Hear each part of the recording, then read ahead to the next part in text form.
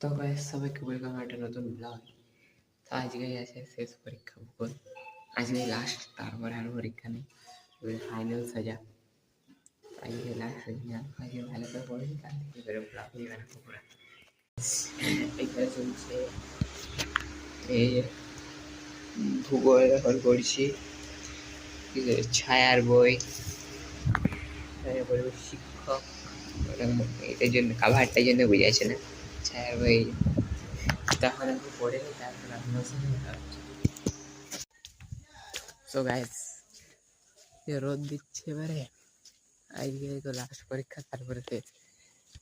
আর মেঘটা দেখা একদম ব্লু স্কাই, কোথাও কোনো মেঘের একটাও ই নেই, এক ফোটাও মেঘ নেই কোথাও, চারিদিকে একদম নীল আকাশ। দেখো ওয়েদারটা আজকে দারুণ আছে, রোদও দিচ্ছে, মেঘও নেই। এই টিয়া পাখি, টিয়া পাখি, টিয়া পাখিগুলো এই জোনারগুলো খেতে আসছে, এখনই দেখলাম, দাঁড়াও, এই গাছটাতে চাপলো তো, এই গাছটাই চেপেছে, চেষ্টা করছি দেখা, দাঁড়াও, টিয়া পাখি।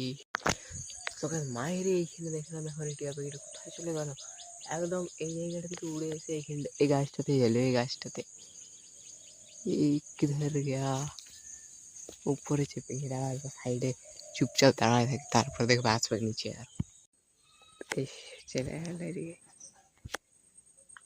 পাখি গেল একদম সামনেটা আছে, এইখানটাতে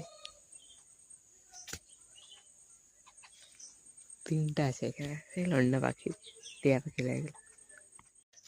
আজকে তো আবহাওয়া দেখে মনে হচ্ছে না বৃষ্টি পড়বে, কারণ যা আবহাওয়াটা একদম দারুণ, দেখো একবার এইছি দারুণ আবহাওয়া আছে। তো গায়ে এরকম রোদ দিচ্ছে আর একটা একদম করে বৃষ্টিও পড়ছে, মানে মিক্স হয়ে আছে, রোদও দিচ্ছে আবার বৃষ্টিও পড়ছে। দেখো একটা একটা পরিমাণ বেশি পড়েনি, একটা একটা করে বৃষ্টিও পড়ে যাচ্ছে। আজকে হলুদ কালারের আর গোলাপি কালার ফুল ধরেছে দুটা। আর এইটা মৌসুমি গাছ, এটা কালকে পেড়ে খেলাম দুটো, এই এখন দুটো আছে, আরো দুটো আছে, মৌসুমি গাছ। তো ব্যাস চলো স্নানটা করে নিই, তারপর আপনার সাথে দেখা হচ্ছে। খাবার হয়েছে, এইখানে দেখি তরকারি হচ্ছে,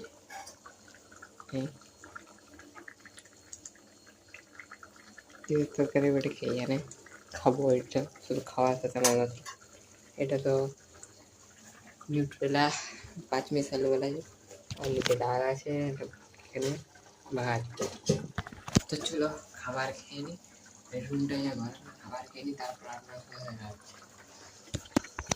সবাই এক্সাম দিয়ে চলে এসেছি, দেখো হয়ে গেলাম এক্সামে। তো ফাইনাল এক্সাম ছিল ভূগোল, তো আর কোনো এক্সাম নেই এইবারে, ঠিক আছে, আর এক্সাম নেই, তো আর বসি ফ্যানটা চলে, কেন দেখো গরম লাগছে।